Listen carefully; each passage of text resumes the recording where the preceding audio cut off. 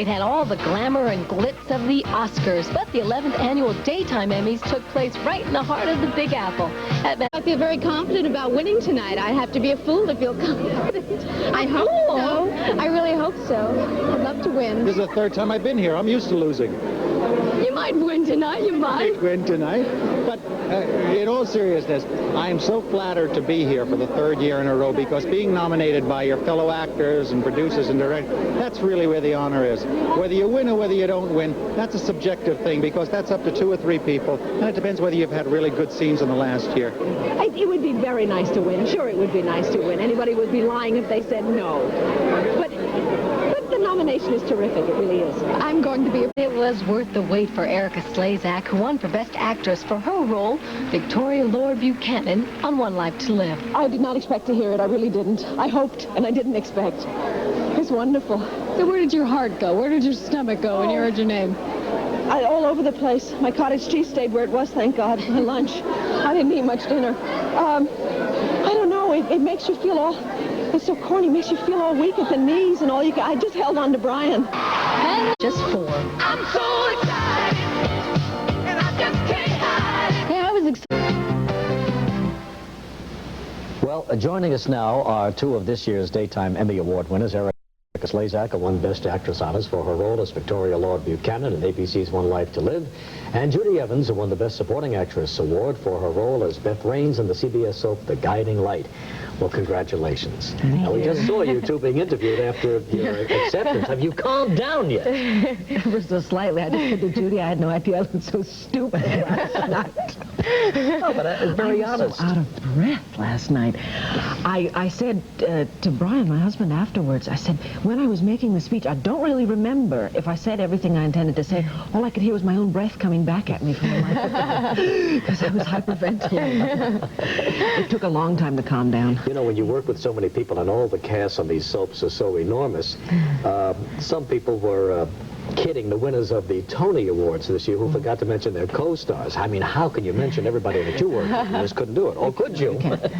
You know, you'd have to, too numerous to mention. You'd have to go back to the beginning. It's impossible. Did it come as a complete surprise, or had you heard that you had won? No, I hadn't heard. It was a complete surprise. Yeah. You've been nominated before? No. First time? Wow. First time nomination, first time winner.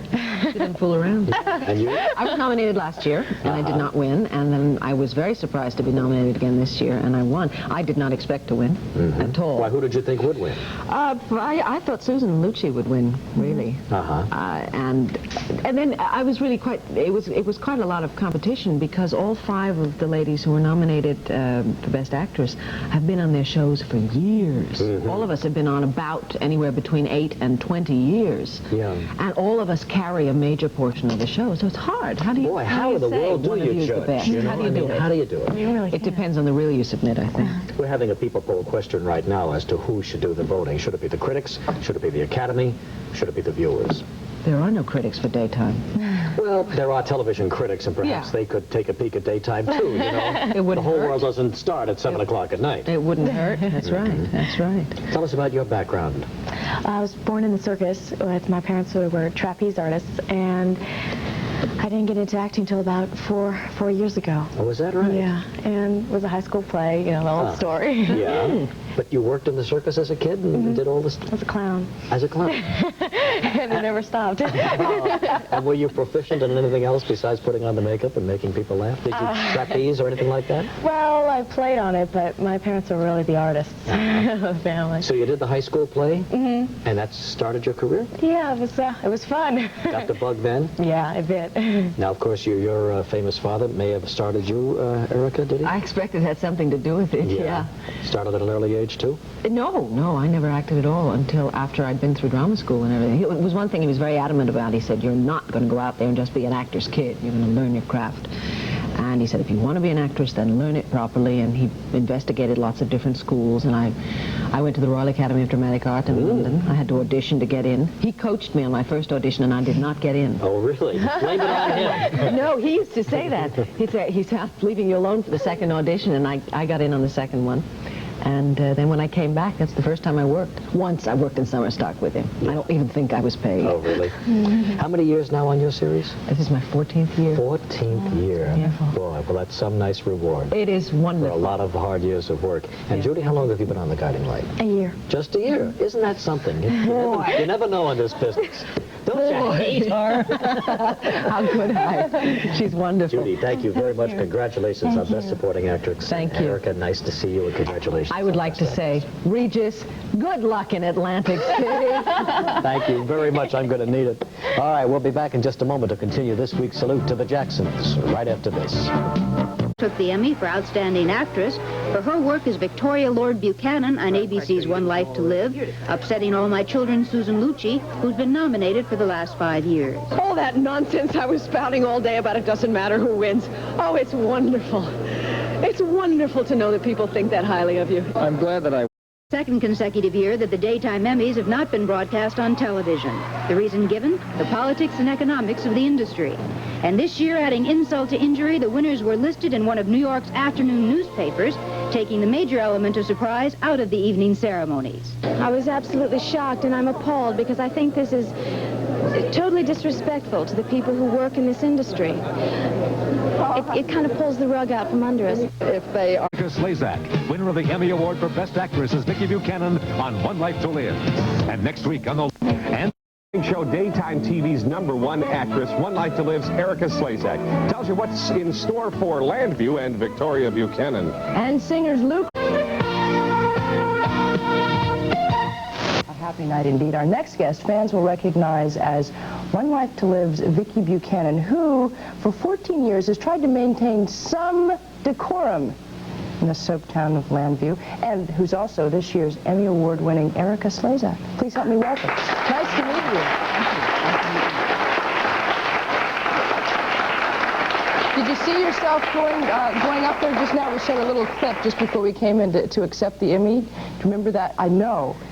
That whole night is a bit of a fog. Other people tell me what I did and that I was charming and gracious, and I said, oh, I didn't fall up the steps. That's what I was glad I didn't do. Important thing.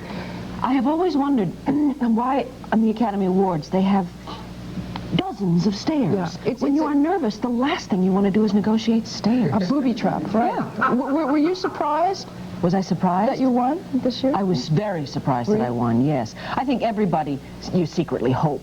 You think, oh, I hope I win, I hope I win. But you cannot let yourself believe you will win. I think the preservation of the species indicates that you just can't let yourself hope that much. Now, Viki Buchanan, for 14 years, how would you describe Viki? And I've seen Viki for a few of those years, but has she changed over the years? Oh, certainly, yes. I didn't play it first, you know. The character's been on as long as the show has been on, which I think is coming up to 16 years. Right. Gillian Spencer, who is now Daisy on All My Children, she played it originally. And in those days, Viki had the split personality that you talked about with Nikki, and Gillian played all that. When I came on, Viki had been cured. Yes, yes. Thankfully. Nikki has reappeared only in flashbacks and dream sequences since then, which is a shame because it's fun to play. But she's changed, certainly. She's matured and grown and hopefully developed a bit of a sense of humor. Along the way. Yeah. We have a clip. Now, this is a great clip.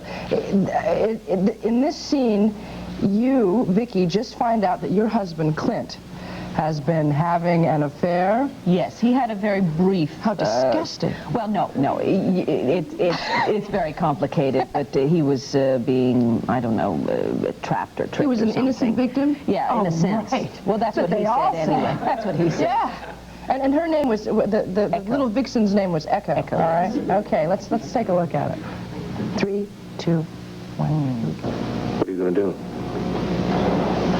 What am I going to do? I'm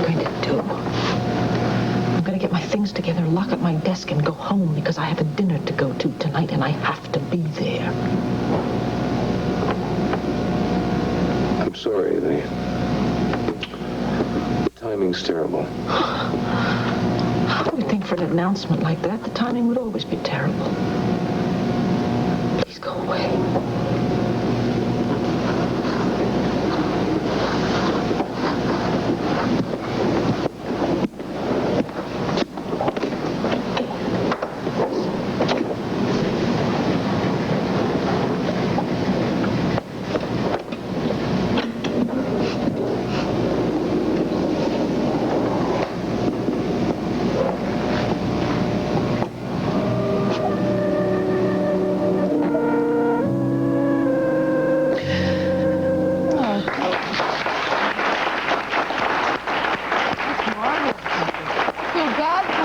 Vicky. Poor I Vicky. know. So I'd like to mention that the actor in that clip was Clint Ritchie, who plays my husband, Clint Buchanan. does he get his, though? That happened a while back, right? No, he didn't get his at all. Is there no justice in daytime television? Very little, very like little. him. Yeah. Well, yeah, he suffered a little bit, and then I, of course, took him back. Of course, as always.